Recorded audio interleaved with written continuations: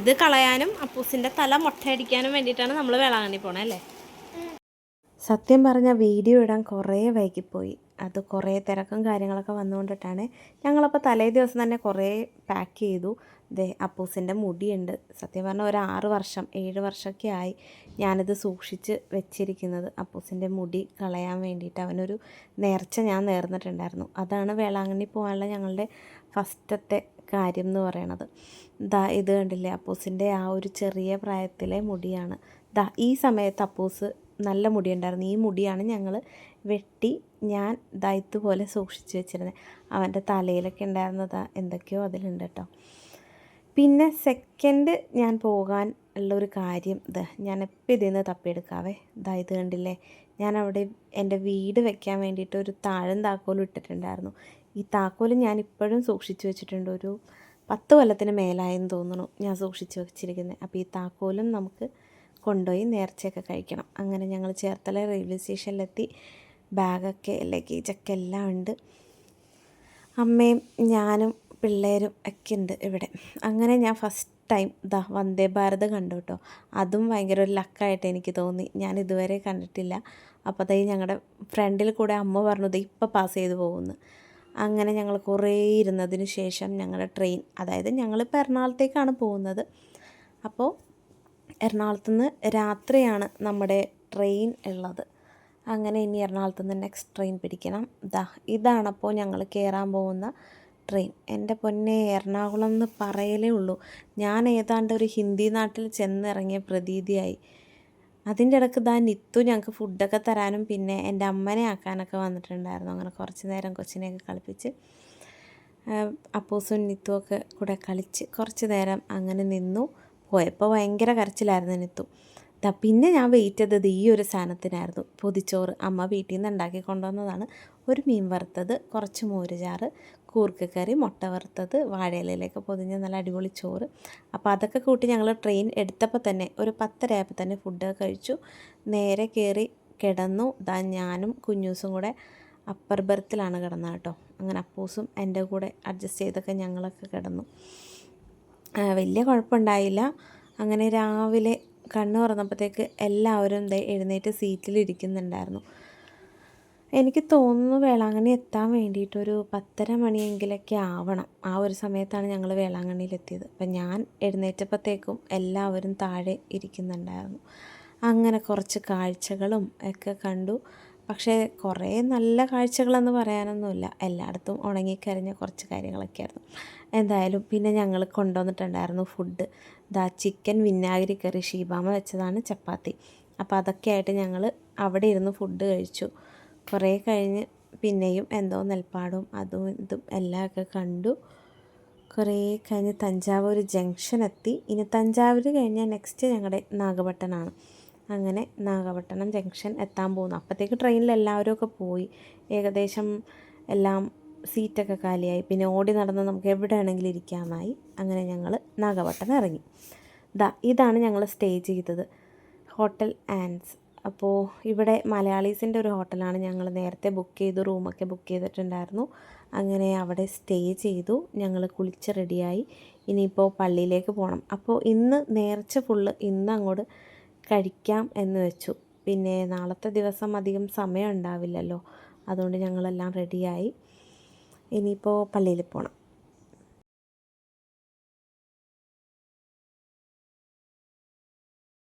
അങ്ങനെ ഞാൻ എൻ്റെ താക്കോലും അപ്പൂസിൻ്റെ മുടിയൊക്കെ റെഡിയാക്കി വെച്ചു. ഇതിനാണല്ലോ നമ്മൾ മെയിനായിട്ട് ഇവിടെ വന്നിരിക്കുന്നത്. കുറേ വർഷങ്ങളായി വേളാങ്കണ്ണി പോകണമെന്ന് വിചാരിക്കുന്നത്. പക്ഷേ എന്തോ ഭയങ്കര തടസ്സങ്ങളാണ്. അങ്ങനെ ഞങ്ങൾ ഇറങ്ങി. ഫസ്റ്റ് ഞങ്ങൾ പള്ളിയിൽ കയറി കേട്ടോ. അതൊന്നും വീഡിയോ എടുക്കാൻ പറ്റിയില്ല. ഫസ്റ്റ് കുഞ്ഞൂസിൻ്റെ മുട്ടയടിച്ചു. അവനിതിപ്പോൾ 2ാമത്തെ തവണയാണ് വേളാങ്കണ്ണിയിൽ മുട്ടയടിക്കുന്നത്. കറക്റ്റ് 1 വയസ്സായപ്പോഴത്തേക്കും കുഞ്ഞൂസിനെ കൊണ്ടുവന്ന് ഞങ്ങൾ മുട്ടയടിച്ചിട്ടുണ്ടായിരുന്നു. അങ്ങനെ കുഞ്ഞൂസ് മുട്ടക്കുട്ടിയായി. നെക്സ്റ്റ് ഇനി അപ്പൂസിനെ ഇരുത്തണം. അപ്പൂസ് ഫസ്റ്റ് ടൈമാണ് അവൻ്റെ മുടി ഈ ഒരു 6 വർഷത്തിൽ മുട്ടയടിക്കാൻ പോകുന്നത്. അങ്ങനെ അപ്പൂസിൻ്റെ തലയും മുട്ടയടിക്കാൻ വേണ്ടിയിട്ട് ആ ചേട്ടൻ തുടങ്ങി. എവിടേക്കോ പൊട്ടിയിട്ടുണ്ടായിരുന്നു. പിന്നെ അവന് ഈ മുടിയൊക്കെ വീഴുന്നതിൻ്റെ ഇറിറ്റേഷൻ, ആൾ ലാസ്റ്റ് കരച്ചിലൊക്കെ ആയി. പിന്നെ ഞങ്ങൾ എന്തൊക്കെയോ മേടിച്ചൊക്കെ കൊടുത്തു, കരച്ചിലൊക്കെ മാറ്റി. ലാസ്റ്റ് അവനും അങ്ങനെ മുട്ടക്കുട്ടിയായി. അങ്ങനെ എന്തായാലും ആ വേളാങ്കണ്ണി മാതാവിൻ്റെ അടുത്തുള്ള ആ ഒരു ചടങ്ങ് അങ്ങോട്ട് കഴിഞ്ഞു. ഷീബാമ മുല്ലപ്പൂവൊക്കെ വെച്ച് തമിഴ്നാട്ടിൽ വന്നതിൻ്റെ ആ ഒരു കൾച്ചറിലായി ഷീബാമ നിറയെ മുല്ലപ്പൂവൊക്കെ വെച്ചിട്ട് ഞങ്ങൾ കടപ്പുറത്തേക്ക് വൈകുന്നേരം ആയപ്പോഴത്തേക്കും ഒന്ന് ഫ്രഷായി ഒന്ന് കുറച്ച് നേരം റെസ്റ്റൊക്കെ എടുത്തിട്ട് വൈകിട്ടായപ്പോഴത്തേക്ക് കടപ്പുറത്തേക്ക് പോയി. അവിടെ പ്രത്യേകിച്ച് ഞങ്ങൾ വെള്ളത്തിലൊന്നും ഇറങ്ങിയില്ല, എന്നാലും ചെറിയ കടകളൊക്കെ കണ്ട് കുറച്ച് അങ്ങനെ ഫുൾ ഭയങ്കര തിരക്കായിരുന്നു. കാരണം വെക്കേഷനും കൂടി ആയതുകൊണ്ടിട്ട് കുറേ ആളുകൾ ഉണ്ടായിരുന്നു. കുറച്ച് നേരം കടപ്പുറത്തൊക്കെ പോയി. പിന്നെ ഞങ്ങൾ പള്ളിയിലേക്ക് തിരിച്ച് നടക്കാമെന്നായി, റൂമിലേക്ക് പോകാമെന്നായി. അങ്ങനെ ഞങ്ങൾ പതുക്കെ റൂമിലേക്ക് കുറച്ച് സാധനങ്ങളും ഒക്കെ മേടിച്ചു. അങ്ങനെ റൂമിലേക്ക് ഞങ്ങൾ പയ്യെ പോയി തുടങ്ങി. അപ്പോൾ അങ്ങനെ റൂമിലേക്ക് നടന്നു. പിന്നെ എനിക്ക് വേറൊരു നേർച്ച ഉണ്ടായിരുന്നു. അത് ഇവിടെ മുട്ടിലിഴയാൻ വേണ്ടിയിട്ടായിരുന്നു. അതും ഞാൻ പൂർത്തീകരിച്ചു. അത് കഴിഞ്ഞ് നേരെ റൂമിലേക്ക് പോയി ഞങ്ങൾ സുഖമായിട്ട് ആ ദിവസം കിടന്നുറങ്ങി. ഇതിപ്പോൾ നെക്സ്റ്റ് ഡേ ആണ്. ഞങ്ങൾ രാവിലെ 9 മണിക്കുള്ള കുർബാന കാണാൻ വേണ്ടി റെഡിയാവുകയാണ്. എൻ്റെ അമ്മനെ കണ്ടില്ലേ, അമ്മ വേളാങ്കണ്ണിയിൽ വരാൻ നേരത്ത് മാതാവിന് മുടി കൊടുത്തേക്കാമെന്ന് പറഞ്ഞു. അമ്മയുടെ കുറേ മുടി അങ്ങോട്ട് വെട്ടിക്കളഞ്ഞു. എന്തായാലും കൊള്ളാം, എനിക്കത് ഇഷ്ടപ്പെട്ടു ഭയങ്കരമായിട്ടും. അങ്ങനെ ഞങ്ങൾ മോർണിംഗ് സ്റ്റാർ പള്ളിയിലേക്ക് പോവുകയാണ്. രാവിലെ 9 മണിക്കാണ് അവിടെ കുർബാന ഉള്ളത് എന്നാണ് പറഞ്ഞത്.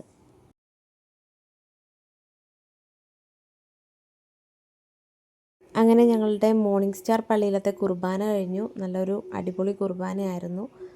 അത് കഴിഞ്ഞ് ഞങ്ങൾ പതുക്കെ വെളിയിലേക്ക് ഇറങ്ങി. അപ്പോൾ ഞാൻ എൻ്റെ താക്കോൽ ഇടുന്ന നേർച്ച, അതായത് താക്കോൽ താഴെ ശരിക്കും തുറന്നെടുക്കണം എന്നായിരുന്നു.